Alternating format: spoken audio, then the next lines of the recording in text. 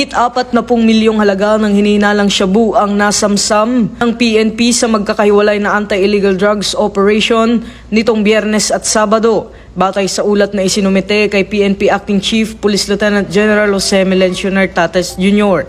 Sa Putotan, Iloilo, nasa kote ang isang high-value individual matapos magbenta ng humigit kumulang 900 grams ng shabu sa isinagawang bypass operation sa Barangay Bongko. Samantala sa dalawang iba pang operasyon nitong Biyernes, 11 pang sospek ang naaresto, kabilang ang 8 high-value individual, kung saan nasa 34.7 milyong halaga ng shabu ang nakumpiska. Kabilang sa mga lugar na nasakupan ng operasyon, ang Central Visayas, Calabarzon, Western at Eastern Visayas, Northern Mindanao, Bangsamoro Autonomous Region at Negros Island Region. Kabilang sa mga kapuna-punang operasyon ng nasa Ormoc City at Cagayan de Oro City kung saan higit 1 kilo ng shabu na nagkakahalaga ng 6.8 milyon ang nasabat. Ang lahat ng naarestong sospek ay nahaharap sa kasong paglabag sa Republic Act 9165 o Comprehensive Dangerous Drugs Act of 2002.